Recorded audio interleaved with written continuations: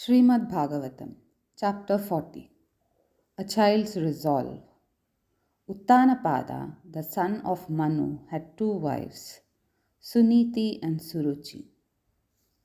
Suniti had a son named Dhruva, and Suruchi's son was called Uttama. Suniti, however, did not dear to the king. Suruchi was his favorite queen. Once the king was in the garden playing with Uttama. He had taken him on his lap and he was petting the child. To him came Dhruva, and he wanted to sit on his father's lap too. He was trying to do so. Suruchi saw it, and rushing near, she dragged him away from his father, saying, "You are the son of the king, no doubt, but you are not my son, and so you will not have the privilege of sitting on your father's lap. You are striving for the impossible. You do not seem to be able to realize that you are unfortunate. Your misfortune is just this: you are the son of another woman. If you want to sit on your father's lap like Uttama, then you will have to perform a long penance. Pray to the Lord to make you the son of Suruchi in your next birth." The king was listening to her. He did not speak a word in protest, since he was infatuated with his wife. Hurt by the cruel words of his stepmother, Dhruva, hissing like a wounded serpent, looked accusingly at his father, who was sitting silent. Dhruva rushed from there and went to his mother. Without speaking a word, he began to cry loudly.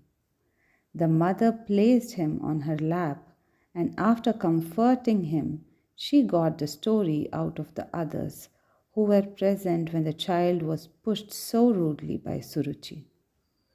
Suniti could not do anything but weep. Drowned as she was in sorrow, still she did not lose her gentle nature.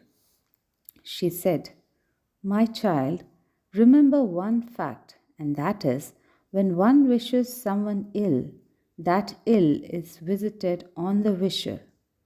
So, never at any time think ill of others. The king does not like me. He does not want me to serve him, even as a handmaid. Such an unfortunate woman happens to be your mother. What Suruchi said is true. Because you are my son, you do not have the privilege of sitting on the king's lap. Do not be angry with your stepmother, because she has spoken words which have wounded you. On the contrary, do what she asked you to do. Pray to Lord Narayana, who is the greatest among the great, who is the refuge of all those who are sufferers. Take refuge in the feet on the Lord, who is the refuge of all the gods, of Brahma and of your grandfather Manu, and all the denizens of the heaven. Become attached to him and only to him. Speak his name and see his form. Pray to him. He is sure to rid you of all unhappiness. I can see no other way of comforting you." Dhruva was bent on doing what his mother said would be good for him. He left his father's city and wandered about without knowing how to set about his penance. Narada, with his yogic powers, knew about Dhruva. Perhaps he was reminded of his earlier janma when he was just a child wandering in quest of God. He told himself, "I must help this child. He is a Kshatriya, and he has been hurt by the words of his stepmother." Narada hurried to where Dhruva was and placing his hand on the child's head, blessed him. He said, "You are still a child. You are just 5 years old. Your place is by the side of your toys and such things. You are still too young to let insult or approbation have so much influence on your mind.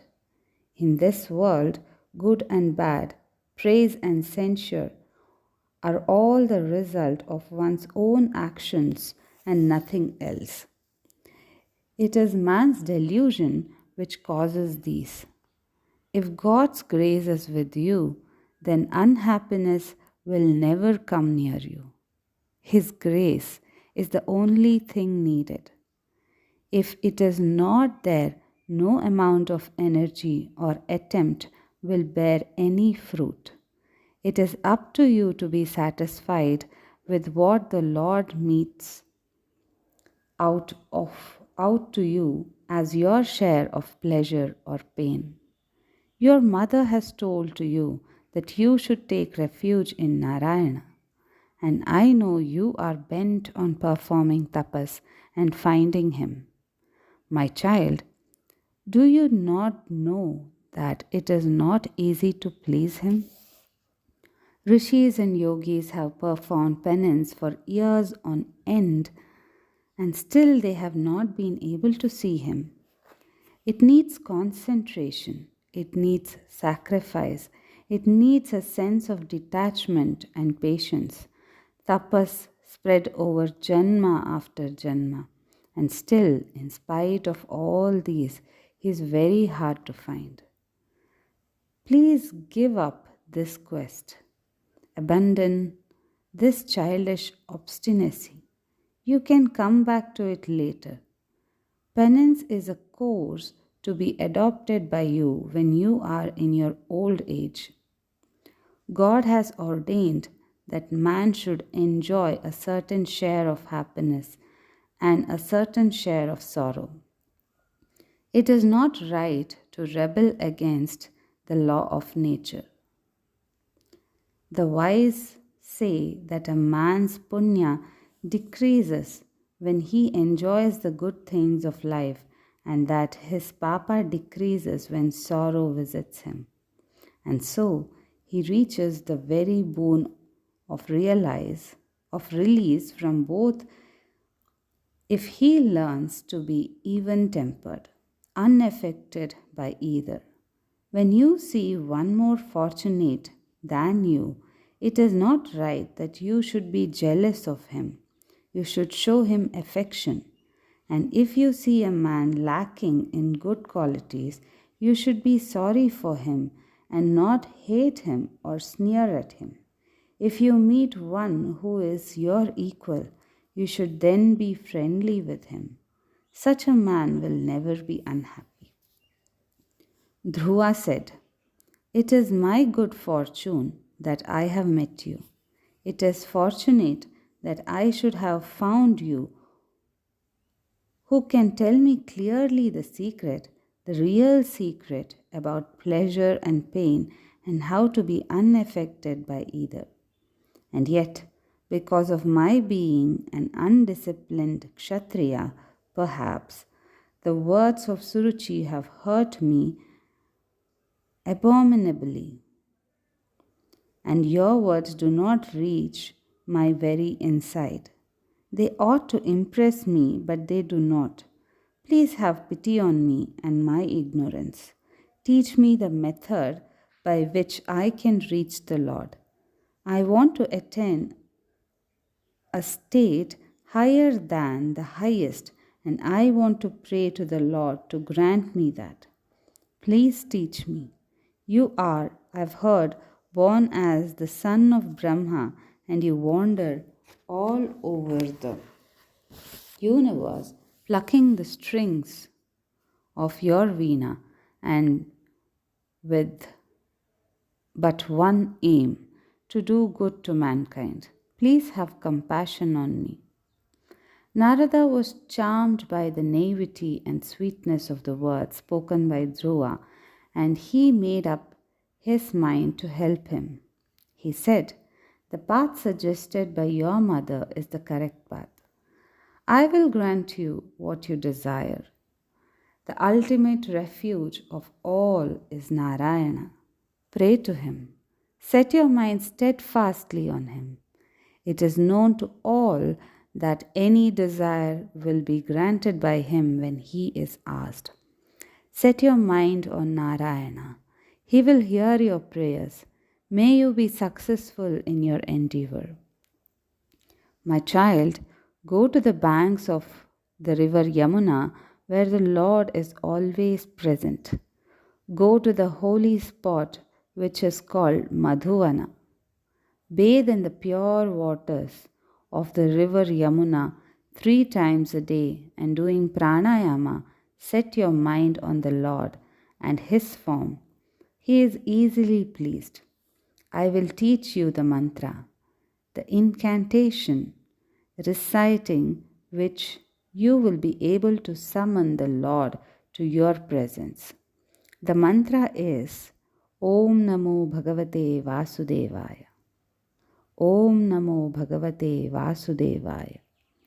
When this mantra is constantly repeated, the Lord will grant you all your desires. This is called Bhakti Yoga, and it is the easiest of the yogas. It is also very dear to Lord Narayana. Narada then described in detail the form of the Lord, and Dhruva fixed the image in his mind even as he heard it being described.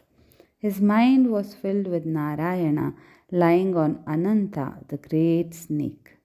The child could already see the lotus rising from the navel of the Lord. He could visualize the yellow silk which draped the form of the Lord, and the tender smile on his lips, and the compassion in his lotus eyes. Dhruva made pradakshina to Narada and fell at his feet. Taking leave of his guru, the young child walked towards Madhuvana on the banks of the Yamuna.